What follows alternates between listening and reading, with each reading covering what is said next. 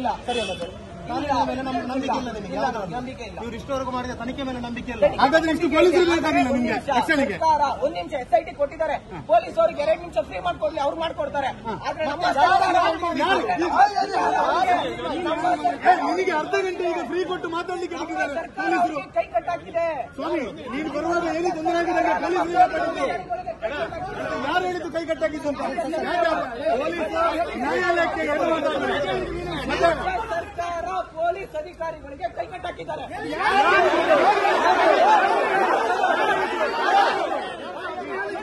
ಮಾತಾಡ್ತಿದ್ಯಲ್ಲ ಈ ಪೊಲೀಸರ ರಕ್ಷಣೆ ಮಾತಾಡ್ತಿರೋದು ನೀನು ಗೊತ್ತಾಯ್ತಾ? ನಕಲಿ ದೇವಮಾನವ ಅಂತ ಹೇಳಿ ಧರ್ಮಸ್ಥಳಕ್ಕೆ ಬಂದ್ರೆ ಮತ್ತೆ ಅಲ್ಲಲ್ಲ ನಿನಗೆ ಉದಾಹರಣೆಗೆ ಹೇಳಿದ್ದು ನೀನ್ ಹೇಳಿದ್ದು ಯಾಕೆ ತಗೊಳ್ತೀಯಾ? ನೀನ್ ಯಾಕೆ ತಗೊಳ್ತೀಯ? ಹಾಗಾದ್ರೆ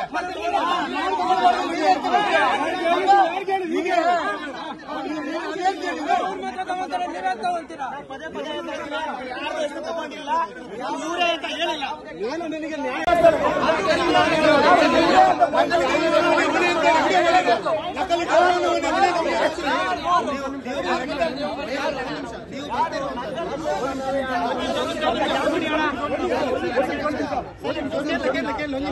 ಸ್ವಲ್ಪ ನೀರು ಕೊಡ ಅಭಿ ಯಾರು ನೀವಲ್ವನ್ನ ಹಿಂದೆ ವಿಡಿಯೋ ಕಾಮಂದ ಒಂದು ಅರ್ಥ ಮುಗಿಸ್ತೀನಿ ಅಂತ ಹೇಳಿದ್ರಲ್ಲ, ಯಾರು ದೇವರಲ್ಲ ಯಾರಿಗೆ ಹೇಳಿದ್ದು?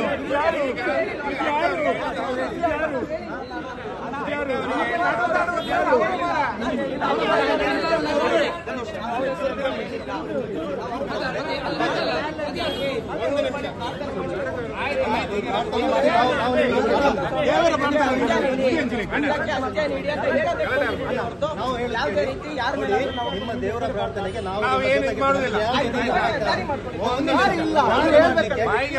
ಮಾತಾಡಿ ನೀವು ದೇವರಲ್ಲಿ ಒಂದ್ ನಿಮಿಷ ಇಲ್ಲಿ ಹೇಳಿ ಒಂದು ನಿಮಿಷ ನಾನು ಹೇಳ್ತೇನೆ ಅಲ್ವಾ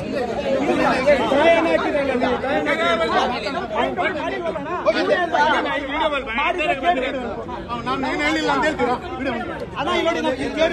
ಇವರೇ ಮಾಡಿದ್ದು ಮಾಡಿಲ್ವಲ್ಲ ನೋಡಿ ಆಯ್ತಾಯ್ತು ಒಂದು ನಿಮಿಷ ನಂದು ಮಾಡಕ್ಕೆ ಒಂದು ಬಂದೆ ನೀವು ಹೇಳಿ ನೀವು ಹೆಗ್ಡೆಯವರಿಗೆ ಹೇಳಿದ್ದಲ್ಲ ಧರ್ಮಸ್ಥಳದ ಬಗ್ಗೆ ಮಾತಾಡಿದ್ದಲ್ಲ ನಾವು ನ್ಯಾಯದ ವಿರುದ್ಧ ಅನ್ಯಾಯದ ವಿರುದ್ಧ ಇದೆ ನಮ್ದು, ಇದೇ ನಮ್ದು ಘೋಷಣೆ ನಮ್ದಿದೆ.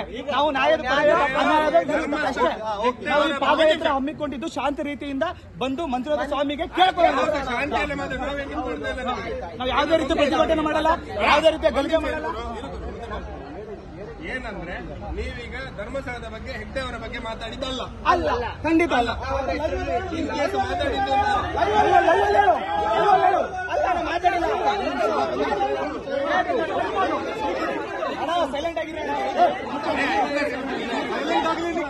ಸೈಲೆಂಟ್ ಆಗಿರ್ಲಿಕ್ಕೆ ಅವ್ರಿಗೆ ಅಷ್ಟು ಬೇಸರ ಆಗಿದೆ. Silent means silent. Kabzaa Sharan ಅಂತೇಳಿ ನಿಮ್ಮ ಚಾನಲ್ ಉಂಟಲ್ಲ,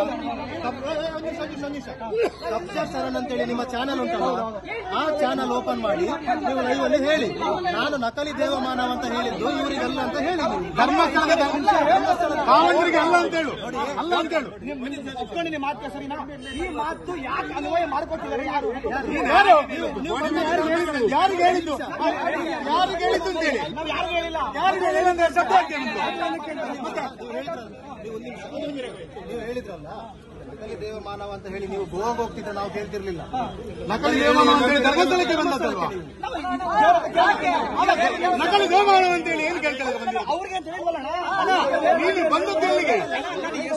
ಒಂದು ಹೆಸರು ಮೆನ್ಷನ್ ಮಾಡಿದ್ರೆ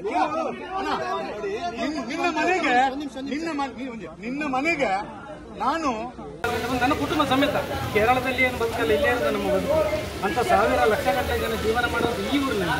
ಆ ತಿರುಪತಿ ಮೇಲೆ ಇರೋ 4 ಜನ ಯಾರೋ ಬರುವಾಗ ನಮಗೆ ಪ್ರಾಣಭಯ ಇದೆ, ಅದು ಇದೆ ಇದಿದೆ ಅಂತ ಹೇಳಿದಂಥದ್ದು ಯಾವ ಭಯ ಇಲ್ಲ, ಯಾರಿಗೂ ಆಗಲಿ. ಯಾಕಂದ್ರೆ ಲಕ್ಷಾಂತರ ಜನ ಪಾದಯಾತ್ರೆಯಲ್ಲಿ ಬರುವ ಸ್ಥಳ ಇದು.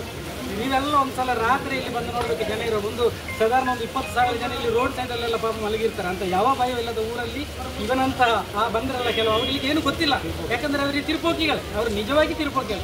ಯಾರೋ ಹೇಳಿದ ಮಾತುಗಳನ್ನು ಕೇಳುವುದು, ಯಾವುದಕ್ಕೋ ಕಿವಿ ಕೊಡುವುದು, ಆ ಪೂಜೆಯರಂತಹ ಮಹಾ ವ್ಯಕ್ತಿ ಹೆಸರನ್ನು ಹಾಳು ಮಾಡುವುದು, ಅದು ಎಂತ ನಕಲಿ ದೇವ ಮಾನವಂತೆ. ಕಳ್ಳರಿಗೆ ಏನು ಗೊತ್ತು ಯಾವ ಮಾನವ ಅಂತೇಳಿ? ಅಂತ ದೇವತಾ ಮಾನವನಿಗೆ ಅವರು ಹಾಗೆ ಹೇಳ್ತಾರಲ್ಲ, ಅದು ಸರಿಯಲ್ಲ.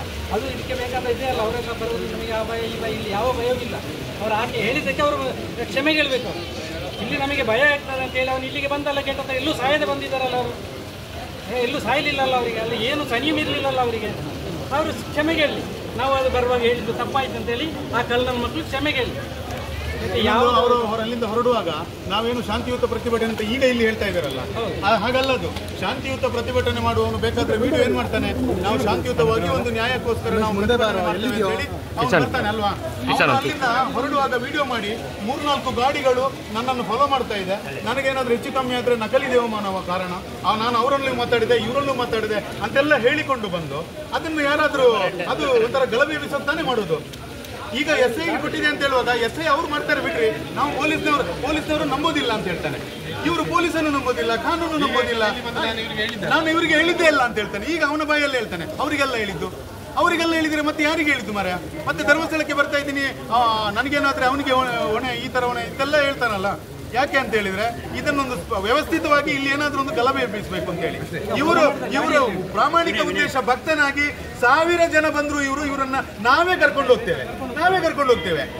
ಇವರು ಈ ತರ ಎಲ್ಲ ಕೆಟ್ಟದಾಗಿ ಮಾತಾಡಿಕೊಂಡು ಬಂದ್ರೆ ನಾವು ಬಿಡ್ಲಿಕ್ಕೆ ಆಗ್ತದೆ ಅಲ್ವಾ?